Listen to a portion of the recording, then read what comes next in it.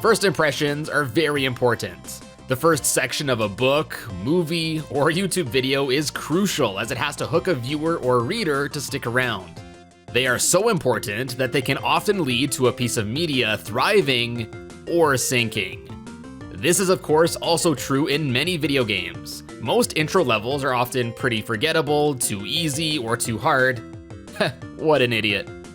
But then there are those opening stages that set the stage perfectly, and sometimes are even the best stage in the entire game. So in this video, I'll be going over what I think are 10 of the best, most notable, and iconic first levels in video games.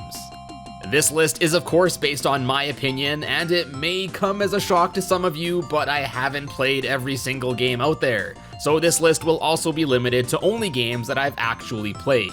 Oh, and also I'll only allow myself one game from a given franchise. Cool? Cool. Alright, and with all of that out of the way, let's get to it. Here are the top 10 first levels in video games.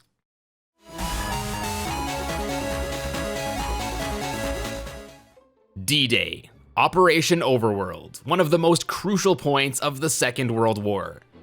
Sure, graphically this didn't age well at all.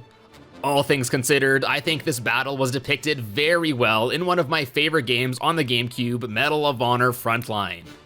This two-part stage starts you off in one of the personnel landing crafts on your way to the beaches of Normandy, as you get to see the fear and eventual demise of some of your brothers in arms. Then, taking several not-so-subtle cues from Saving Private Ryan, the rest of the stage includes providing covering fire for your allies, clearing obstacles with Bangalore torpedoes, fighting your way up to the top of the ridge, and taking out enemy gunner positions from afar and up close. This level is not only one that I have played through countless times, but I also remember it fondly for really getting me interested in World War II history when I was younger. There have been many other D-Day levels in the numerous other World War II era games out there, but this one definitely stuck with me the most.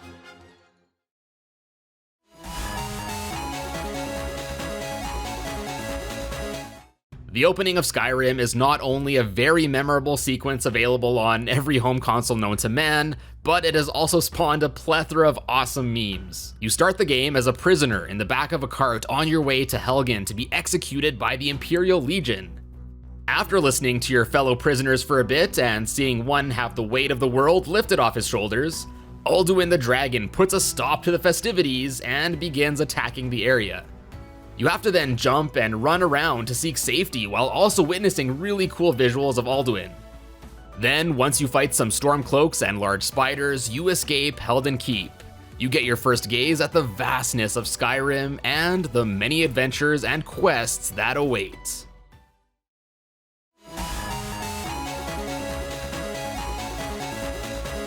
If you've been around the channel long enough, you probably know that BanjoKazooie is one of my all-time favorite games.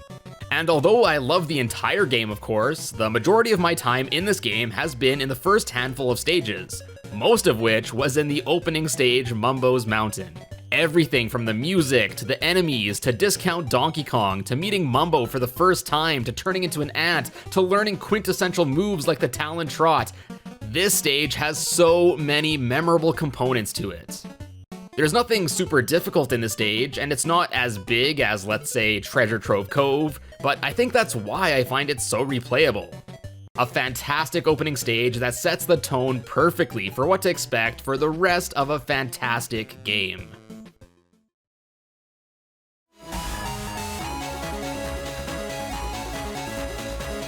Considered by many to be one of the best games in the series, if there is one moment in Resident Evil 4 that I'm sure most people remember, it's the opening segment.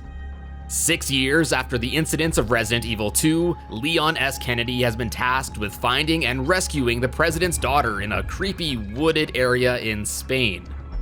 With 2 Spanish cops assisting you, you soon find yourself in a house to ask the resident if he has seen the president's daughter.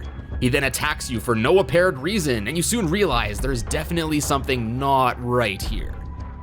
Then, the most iconic part of the intro starts as you enter this village, and soon are chased by not only a legion of rabid villagers, but also Mr. Chainsaw, who wants nothing more than to reenact the intro of Skyrim with you. You have to take refuge where you can and jump, kick down ladders, and jump your way to avoid becoming the next Spanish farmer roast. Then, just as it appears that you are about to be overrun and there is no end of these farmers in sight, a nearby church bell rings, which apparently seems to take priority over first-degree murder as the residents drop their weapons and disperse. This introduction was super suspenseful and was the perfect hook to get me to want to play more and figure out just what exactly was going on here.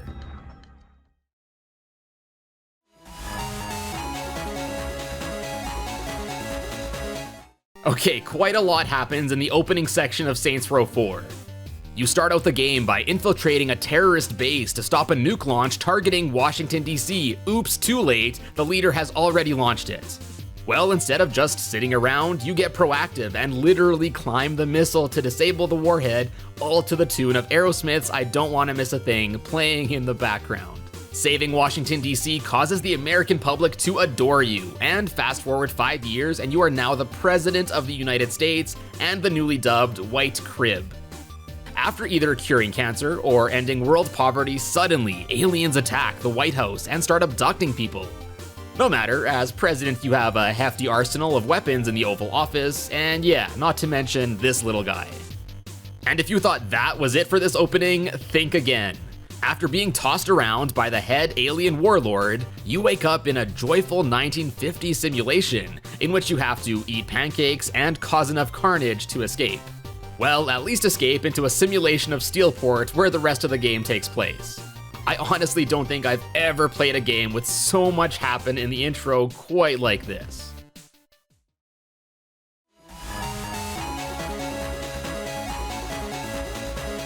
Another one of my favorite games of all time, Fallout 3 2, has one of my favorite opening sequences. Not many games let you experience how your avatar grows up, and this game does just that. You get to see it all, from exiting your mother's womb, to being an infant, your 10th birthday, a high school exam, and then ending things off with your father escaping, and you being hunted down by the Vault police and potentially killing the overseer of the Vault. Similar to Skyrim, after exiting the Vault you've spent your whole life in up to this point, you get to see natural light for the first time, as well as what remains of the Washington, D.C. area after the bombs fell. Exiting the Vault for the first time on its own is certainly up there for my favorite gaming moments overall. I was debating placing Fallout 4 here since I really appreciate the intro and getting to experience a bit of the Fallout universe's pre-war era, but I think the rest of Fallout 4's intro pales in comparison to Fallout 3's. Absolutely one of the most memorable gaming intros I've ever experienced.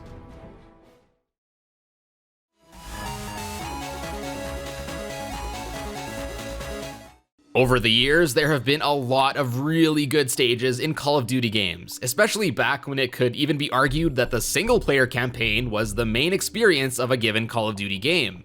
And of course these games often had amazing and memorable opening levels to hook the player, but there is one in particular that I think stands out.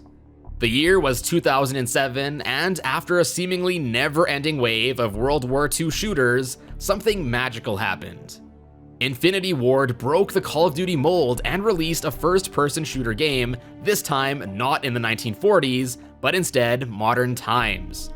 Modern warfare, if you will.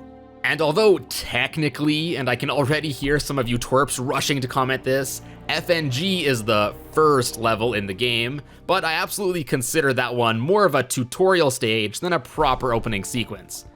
Anyways, the real action starts here during a torrential downpour in the middle of the Bering Strait as you, Captain Price, and a handful of other badass SAS operatives ride in a helicopter to intercept a cargo ship with a mysterious present. After silently boarding the ship, stealthily and not so stealthily taking out some mercenaries, you discover that unfortunately the present wasn't actually a present at all, but rather what looks to be a container with some nuclear material. Then suddenly, out of nowhere, Russian jets start bombing the ship to cover up their involvement with the container, and Captain Price slaps you around a bit before you gotta hightail it out of there. Before the ship sinks. Every step of this mission is just so immersive, and you truly feel like you're right in the middle of a covert operation. From the moments the boots touch the ground, to the memorable quotes, to jumping onto a helicopter for evac, Crew Expendable is a non-stop ride and is definitely not only one of the most memorable Call of Duty levels, but also one of the most iconic starts to a game, I think, ever.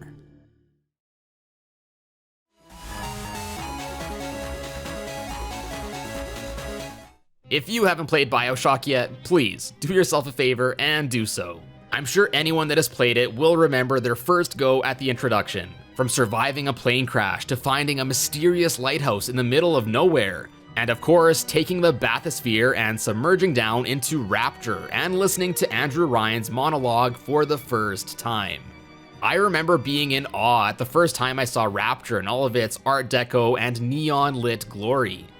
But you soon find out not everything is as glamorous as it seems as you come across a splicer absolutely shredding this lad. Awe turns into a feeling of unease as you see what looks like was once paradise has now been reduced to much less.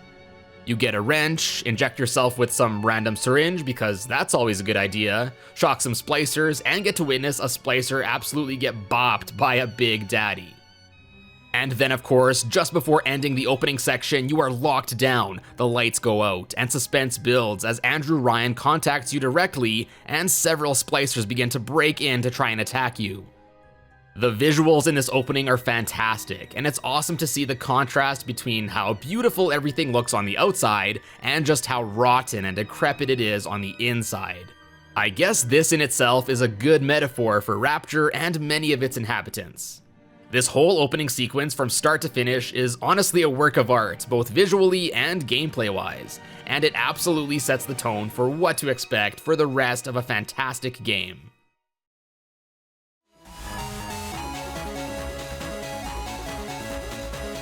So I'm pretty sure it's illegal to rank the best intro stages and not include World 1-1 from Super Mario Bros., so here we are. Jokes aside, this level is absolutely one of the most iconic intro stages in video games, and that's no fluke.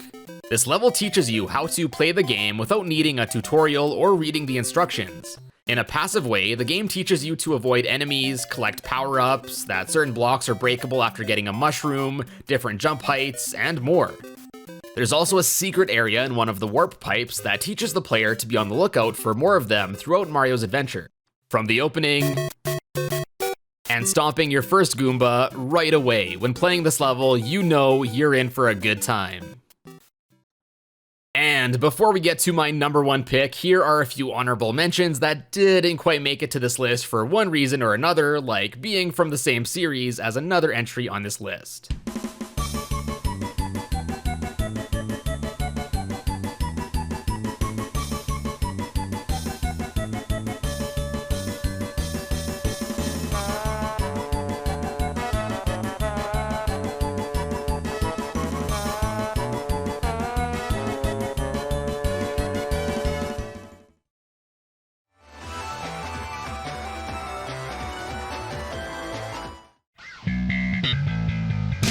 That opening bass riff will forever be entrenched in my mind. City Escape from Sonic Adventure 2 is easily my favorite opening stage of all time, and it's a top contender for my favorite stage of all time, period. Sonic has always been marketed as the cool flagship video game mascot, and I don't know how much cooler you can get than escaping government captivity in a helicopter, and then asphalt boarding your way down a city on a piece of said helicopter. This whole stage is just a treat to play. Like honestly, I don't think there's any part of it that I don't enjoy. And just like Super Mario Bros., it does a great job of passively teaching the player how to play the game. It gradually introduces obstacles to teach the player how they work. Like here, these ramps, you can trick off them. Hey yeah, you can either use these stairs to go up, this railing, or you can jump up these boxes. Oh yeah, you can also break those boxes. But you can't break this metal box yet. How can I break something beneath me? And what's up with this mini temple thing? Then the stage also introduces you to a single low-threat enemy to teach you how to avoid them and how to neutralize the threat, just like in Super Mario Bros. So I like to call this guy the Goomba of Sonic Adventure 2. Sure, you do have the Omo Chow talking your ear off with some tutorial tips, but even if you ignore them completely, these are just a few examples of how this stage introduces the player to game mechanics seen throughout the rest of the game without needing instructional text. And also, as I mentioned with the metal crates, it also incentivizes the player to perhaps return back to the stage if they find a means to break them. There's actually a really good video by Zoomzyke where he breaks it down into more detail just exactly why this stage has amazing level design. I definitely recommend giving it a watch, so I'll leave it linked in the description. And of course, we can't forget about the big semi-truck in the room, the climax of the stage where you have to run away from an absolutely massive government truck Indiana Jones style as it tears through the city with little regard for people's property or their lives. I don't know if insurance covers that. I have played this stage hundreds of times, easily more than all of the other stages on this list combined, and at this point I could probably play it with my eyes closed. I remember grinding it over and over again to get rings and consumables for my Chow, and truthfully I don't think I ever got bored of it. Say what you will about the rest of Sonic Adventure 2, but there's no denying that City Escape is one heck of a stage, and I can very confidently place it here at number 1 on this list. And you know, all this talk about it just makes me want to go and play it again. Maybe this time I'll shake things up a bit. And there you have it, guys, my list of what I think are the best, most memorable, and most iconic opening levels in video game history, and I hope you enjoyed. I'm sure I missed some stages that you think are awesome, so let me know what your favorite intro stages are down in the comments below. If you enjoyed this video, consider leaving a like down below, it really helps me out a lot, and be sure to check out some of my other top 10 and ranking videos by clicking or tapping on the card right here. Subscribe here for future videos, swing by my other social media things which are all linked below, and if you want to support the channel, check out my merch over at TetraBitGaming.com, or consider becoming the latest member of the Bit Club. Click on the join button below for more information. Anyways guys, thanks for tuning in, and I will see you in a bit.